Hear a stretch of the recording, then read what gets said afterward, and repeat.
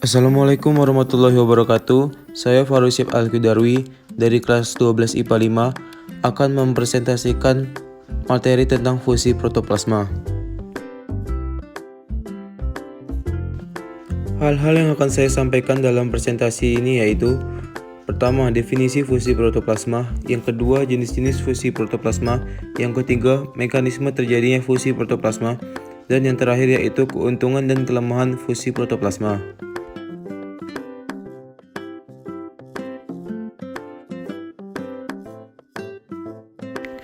Definisi fusi protoplasma.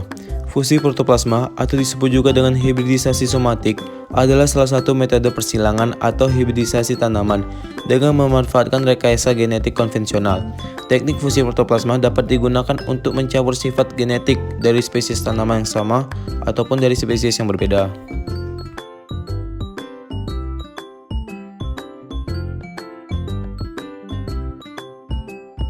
Jenis fusi protoplasma terbagi atas dua. Yang pertama yaitu fusi protoplasma spontan, dan yang kedua yaitu fusi protoplasma induksi.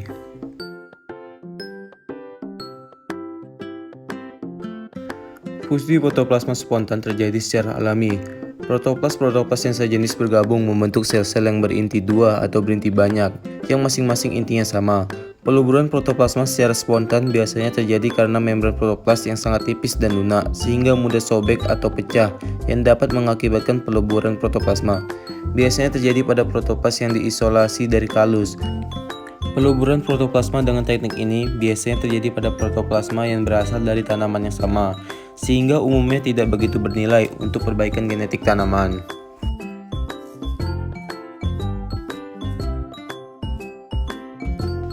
Fusi protoplasma induksi. Untuk induksi fusi diperlukan adanya agen dikenal sebagai fusagen untuk memacu terjadinya peleburan protoplasma. Bahan kimia yang digunakan sebagai fusagen berperan untuk menurunkan elektronegativitas dari protoplasma yang telah diisolasi dan menginduksi mereka untuk bergabung satu sama lain, ataupun penggunaan alur listrik untuk membantu fusi atau yang disebut dengan elektrofusi. Umumnya protoplas yang telah diisolasi sulit untuk berfusi atau melebur satu sama lain. Hal ini dikarenakan permukaan protoplas di sekeliling bagian terluar dari plasma membran memiliki muatan negatif, sehingga mereka cenderung untuk saling menjauh atau tolak-menolak, dikarenakan mengandung muatan yang sejenis. Oleh karena itu, diperlukan bahan kimia yang dapat menginduksi terjadinya fusi dengan menurunkan muatan elektronegatif dari protoplas, sehingga memungkinkan terjadinya fusi antara protoplas tersebut. Tahap-tahap fusi protoplasma terdiri atas 4 tahap. Yang pertama yaitu isolasi protoplas, yang kedua yaitu penggabungan protoplas, yang ketiga yaitu seleksi hibrida, dan yang terakhir yaitu regenerasi tanaman.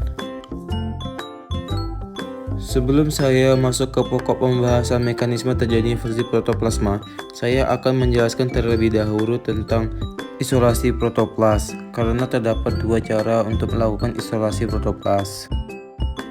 Cara yang pertama yaitu isolasi enzimatik. Daun yang sebagai sumber protoplasma tersebut diletakkan pada larutan yang diberi osmotikum dan ditambahkan enzim selulase, hemiselulase, dan pektinase. Hal ini bertujuan agar dinding protoplasma dapat hancur.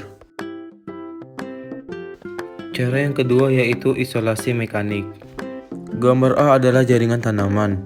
Gambar B adalah sel yang mengalami plasmolisis. Gambar C sampai D adalah pemotongan dinding sel dengan menggunakan pisau yang tajam di bawah mikroskop, yaitu pisau scalpel. Gambar E sampai F merupakan lepasnya protoplas dari dinding sel. Dan gambar G adalah sel yang kosong karena protoplas telah diisolasi. Dan gambar H adalah hasil dari protoplas yang telah diisolasi tersebut. Selanjutnya yaitu saya akan menjelaskan tentang mekanisme terjadinya fusi protoplasma. Dapat dilihat pada gambar, daun yang merupakan sumber protoplas dipotong kecil-kecil, kemudian diisolasikan agar dinding sel protoplasma hancur.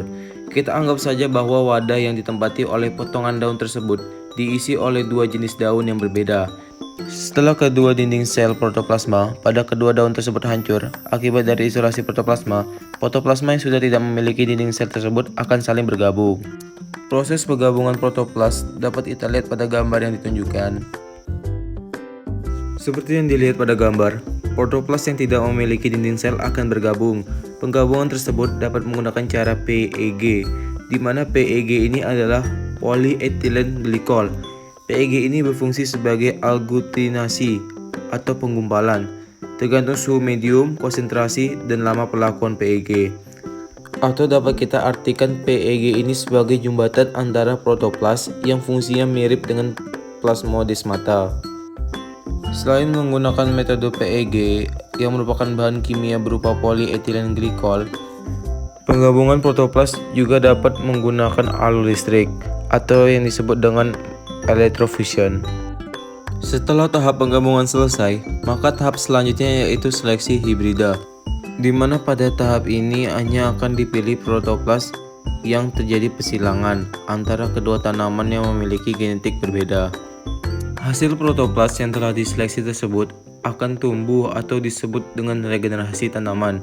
Namun, tidak semuanya akan menghasilkan produk hibrid, karena fusi protoplas juga dapat memungkinkan menghasilkan produk hybrid. Produk hybrid ini akan dihasilkan jika apabila salah satu inti sel hilang selama terjadinya fusi, maka akan dihasilkan sel baru yang disebut sitoplasmic hybrid atau sering disebutnya hybrid. Kelebihan dan kekurangan fusi protoplasma. Kelebihan fusi protoplasma adalah keuntungan yang utama dari fusi protoplas dapat dilakukan hibridisasi antara spesies tanaman yang secara seksual tidak kompatibel atau yang sulit untuk dilakukan hibridisasi seksual. Keuntungan lainnya adalah protoplas dapat menyerap molekul dan organel asing dengan cara fagositosis. Hal ini menguntungkan dalam studi virologi karena protoplas lebih mudah diinfeksi dan dapat diinfeksi oleh virus yang berbeda dalam satu sel. Kekurangan fusi protoplas yang pertama adalah rendahnya regenerasi tanaman dari protoplas. Jarang sekali terjadinya pembentukan kalus dari protoplas hasil hibridisasi. Yang kedua, teknik ini memerlukan biaya yang mahal serta butuh ketelitian yang lebih. Dan yang terakhir yaitu tidak berhasil pada semua tanaman. Sekian dari saya, terima kasih.